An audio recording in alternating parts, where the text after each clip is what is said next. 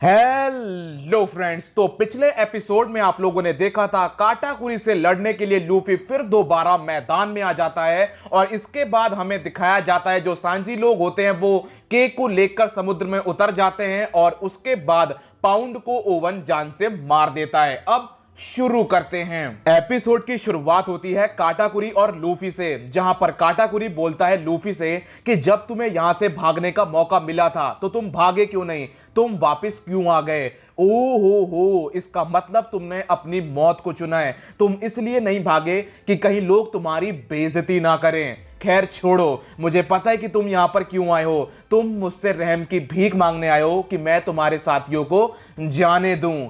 Luffy बोलता है रहम की भीख मांगने? मैं तुम्हें यहां हराने के लिए आया हूं और मैं तुम्हें हरा के रहूंगा। लूफी अपने मुक्के के ऊपर आर्मामेंट हाकी चढ़ाता है और वो काटाकुरी के ऊपर मुक्कों की बौछार कर देता है, लेकिन काटाकुरी बहुत आराम से लूफी के मुक्कों से बच जाता है और काटाकुरी लूफी से बोलता है तुम मुझे हरा दोगे, तुम्हें ऐसा लगता है। इसके बाद काटाकुरी भी अपने मुक्के पर हाकी चढ़ाता है और वो लूफी के ऊपर हमला कर देता है। इसके बाद हमें बिग मॉम दिखाई जाती है जो बोलती है मैं तुम्हें कहीं जाने नहीं दूंगी मुगीवारा। और फिर हमें जिम्बे दिखाया जाता है जो बोलता है हमारी परेशानियां काफी ज्यादा बढ़ गई है। पहले हमारे पीछे बिग मॉम थी लेकिन अब सामने से और बंदे आ गए। कैरेट जरा देख के बताओ सामने कौन है। कैरेट बहुत ध्यान से देखती है तो उसे नाम दिखाई देता है दाइफुगु का। तो वो जिम्बे को बताती है कि सामने हमारा सामना होगा दाइफुगु से। जिम्बे बोलता है सत्यानाश। इसके बाद कैरेट एक और बुरी खबर सुनाती है कि अब मैदान में शार्लेट स्मूदी भी आ गई है और ये सुनकर जिम्बे थोड़ा सा घबरा जाता है क्योंकि बहुत सारे बड़े बड़े नाम अब मैदान में आ जाते हैं। इसके बाद जो दाइफुगु होता है वो पैरो को फोन मिलाता है और बोलता है कि बड़े भैया आपको इतना समय क्यों लग रहा है, आप अभी तक क्यों नहीं उनकी शिप को डुबा पाए, क्या मैं उन्हें डुबा दूं।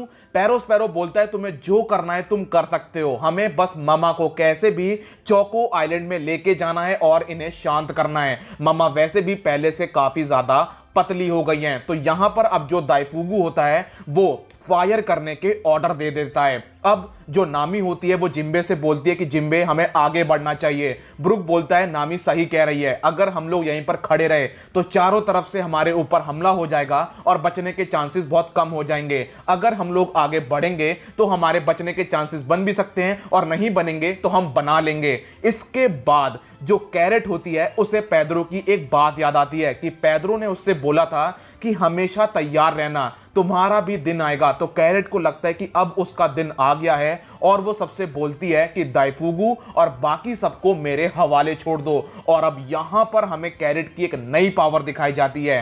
कैरेट पूरे चांद को ध्यान से देखती है और वो शूलोंग फॉर्म में ट्रांसफॉर्म हो जाती है। उसकी ये फॉर्म बहुत ही कमाल की होती है। कैरेट की शूलोंग फॉर्म बहुत ही ज्यादा पावरफुल होती है और वो देखने में बहुत ही ज्यादा कमाल की होती है। दाइफुगु जब देखता है कि एक मिंक अपनी शूलोंग फॉर्म में ट्रांसफॉर्म हो गया है तो वो अपने साथियों से बोलता है कि अब लॉन्ग बैटल अपनी बंद करो और अब शॉर्ट रेंज बैटल के लिए तैयार हो जाओ। इसके बाद जो कैरेट होती है अब वो मैदान में कूद जाती है और वो सीधा दाइफुगु की शिप की तरफ बढ़ती है। गोली की स्पीड से निकलती है कैरेट। अब यहां पर जो दाइफुगु के साथी होते हैं वो मशीन गन, राइफल, तमंचे इन सब से एक साथ हमला करते हैं, लेकिन जो कैरेट होती है वो बहुत आराम से उनसे बच जाती है और वो एक एक करके गोली की स्पीड से सबको मसल देती है। यहां पर जो उसकी शूलोंग फॉर्म है उसने उसे बहुत ज्यादा स्पीड दे दी है और उसके अटैक्स अब बहुत ही ज्यादा पावरफुल हो गए हैं। दूसरी चीज वो दिमाग से खेल रही है। वो करती क्या है कि वहां पर जो दाइफुगु की शिप होती है वो उसका हैंडल तोड़ देती है, जिसके बाद अब दाइफुगु लोग अपनी शिप को कंट्रोल नहीं कर सकते हैं। इसके बाद दाइफुगु थोड़ा सा परेशान हो जाता है तो वो अपने डेविल फ्रूट का यूज करता है, जिनी को मैदान में बुलाता है। जिनी जब मैदान में आता है तो दाइफुगु को लगता है कि जिनी उसके फेवर में काम करेगा, लेकिन कैरेट फिर दोबारा दिमाग से खेलती है। वो करती क्या है कि दाइफुगु के साथ जो छोटी छोटी शिप खड़ी होती है वो उनके ऊपर जाके खड़ी हो जाती है, जिसके बाद जिनी अपने वेपन से उसके ऊपर अटैक करता है तो कैरेट उसके अटैक से बच जाती है, जिस वजह से जिनी उन छोटी छोटी शिप को काट डालता है। इस तरीके से कैरेट बहुत खतरनाक खेल रही होती है। इसके बाद जो जिम्बे होता है वो अब सबको बताता है कि आखिरकार शूलोंग फॉर्म होती क्या है। जब भी कोई मिंक पूरे चांद को देखता है तो वो एक शूलोंग फॉर्म में ट्रांसफॉर्म हो जाता है। सही मायने में ये फॉर्म उनके जंगली पने को दिखाता है। यहां पर ये फॉर्म दोनों के लिए ही बहुत खतरनाक होती है, क्योंकि अगर एक मिंक इस फॉर्म को कंट्रोल नहीं कर पाता है तो वो किसी भी इंसान के ऊपर हमला कर सकता है। और अगर वो कंट्रोल नहीं कर पाता है तो उसका दूसरा डिसएडवांटेज भी है, वो ये है कि अगर एक मिंक अपनी दोबारा फॉर्म में, अपनी नॉर्मल फॉर्म में दोबारा नहीं आ पाया तो वो एक रात में ही लड़ते लड़ते मारा जाएगा। तो कुल मिलाकर ये बहुत ही खतरनाक फॉर्म है। अगर कोई कंट्रोल नहीं कर पाता है तो एक तरह से उसने अपनी मौत को दावत दे दी है। इसके बाद ब्रुक भी मैदान में कूद जाता है कैरेट की मदद करने के लिए और फिर सनी के ऊपर तोप के गोलों से हमला हो जाता है। फिर हमें दिखाई जाती है काटाकुरी और लूफी की बैटल, जहां पर काटाकुरी लूफी के ऊपर एक मुक्का रख देता है। इसके बाद काटाकुरी पावर मोची का यूज करता है। लूफी अपनी आंखें बंद कर लेता है क्योंकि उसे सिल्वर रिलिक की एक बात याद आती है कि जितने ताकतवर ओपोनेंट से लड़ोगे उतनी ही ताकतवर तुम्हारी हाकी होगी। तो लूफी अपनी ऑब्जर्वेशन हाकी को और पावरफुल करना चाह रहा है तो वो आंखें बंद कर लेता है, लेकिन उसे काटाकुरी के मुक्के खाने पड़ते हैं। लूफी अपनी ऑब्जर्वेशन हाकी को अपग्रेड करना चाहता है, वो भी फ्यूचर में झांकना चाहता है,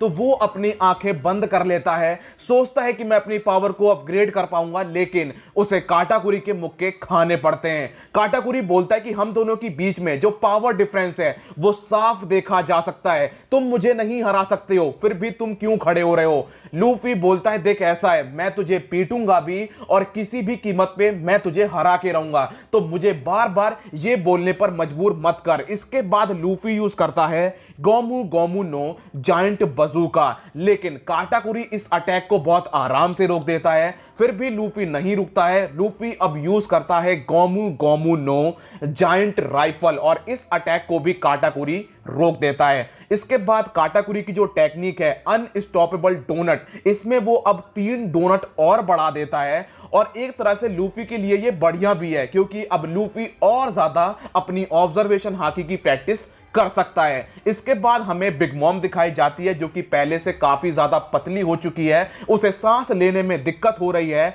और वो प्रोमेथियस और जियोस को याद कर रही है। फिर हमें पैरोस पैरो दिखाया जाता है जो बोलता है कि मैंने अपनी जिंदगी में इतना लंबा हंगर पैंग अटैक नहीं देखा है। बिग मॉम को अब 8 घंटे हो जाते हैं हंगर पैंग अटैक में, इसी वजह से वो कमजोर पड़ने लगती है। पैरोस पैरो बोलते हैं कि मैंने ममा को कभी भी इतना भूखा नहीं देखा है। ममा सही मायने में एक अजीब सी मॉन्स्टर बन गई हैं। इसके बाद वहां पर बेवरॉइस भी होता है जो कि पैरोस पैरो को बताता है कि बड़े भैया पुडिंग का फोन आया है और वो बता रही है कि आधा केक तैयार हो चुका है और वो हमारे तरफ ही आ रही है। तो पैरोस पैरो को लगता है कि वाह ये खबर काफी अच्छी है, लेकिन अब बेवरॉइस उसे बताता है कि बड़े भैया केक रख के आ रहा है बैजी की शिप पे। जिसके बाद पैरोस पैरो बोलता है तू क्या कह रहा है, उस दगाबाज की शिप पर रख के केक आ रहा है, ये सही नहीं है। इसके बाद हमें सांजी दिखाया जाता है जो कि केक के ऊपर क्रीम लगा रहा होता है, सही मायने में वो केक को कंप्लीट कर रहा होता है। तो यहां पर जो बैजी के साथी होते हैं वो लोग क्या करते हैं, पॉइजन लाते हैं और केक में लगाने की कोशिश करते हैं, लेकिन सांजी उन्हें रोक देता है। तो बैजी सांजी से बोलता है तुम ये क्या कर रहे हो। सांजी बोलता है ये तो मुझे पूछना चाहिए कि तुम क्या कर रहे हो, तुम मेरे खाने में पॉइजन नहीं मिला सकते हो।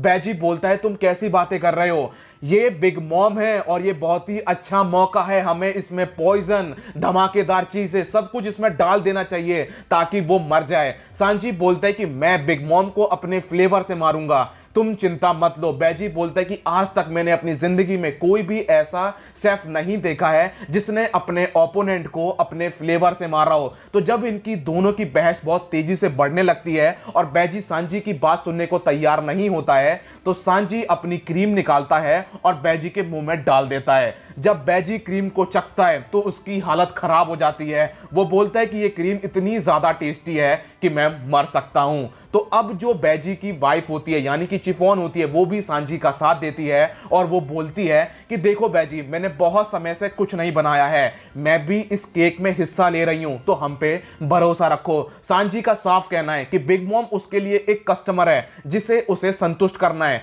ना कि उसे जान से मारना है। इसके बाद हमें दिखाई जाती है कैरेट, जो कि काफी बेहतरीन लड़ रही है और काफी सारी शिप्स को उसने बर्बाद कर दिया है।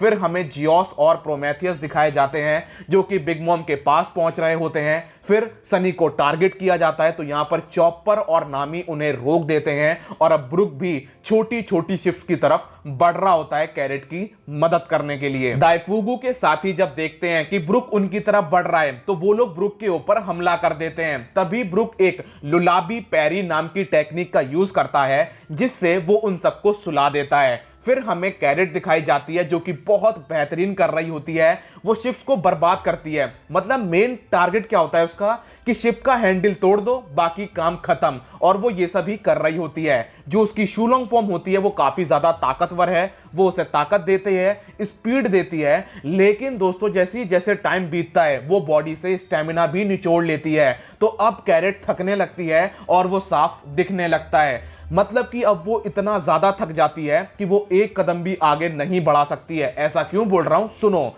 होता क्या है कि अब जो दाइफुगु का जिनी होता है वो कैरेट के ऊपर हमला करता है। कैरेट इतना ज्यादा थक जाती है कि वो ये मान लेती है कि अब उसका आखिरी समय आ चुका है। लेकिन जब ब्रुक भैया हो मैदान में तो डरने की क्या बात है। यहां पर ब्रुक कैरेट को बचा लेता है। कैरेट ब्रुक का शुक्रिया अदा करती है और इसके बाद जो कैरेट होती है वो अपनी शूलोंग फॉर्म को छोड़कर अपनी नॉर्मल फॉर्म में आ जाती है। इसके बाद कैरेट नामी से बोलती है क्या मैं आराम कर सकती हूं। नामी बोलती है तुम बिल्कुल आराम कर सकती हो। इसके बाद हमें दिखाई जाती है बिग मॉम, जिसके पास अब प्रोमेथियस और जियोस पहुंच जाते हैं। वो बोलती है वेडिंग केक और वो अपने अब तीनों हुमीज को एक साथ यूज करती है, जो कि बहुत ही खतरनाक फॉर्म बिग मॉम की नजर आती है। बिग मॉम अब सनी पर एंट्री मार देती है और वो शिप को बर्बाद करना शुरू कर देती है। यहां पर जिम्बे अपने साथियों से बोलता है पहली चीज लड़ने के लिए तैयार हो जाओ और दूसरी चीज मौका पड़ने पर यहां से भागने के लिए भी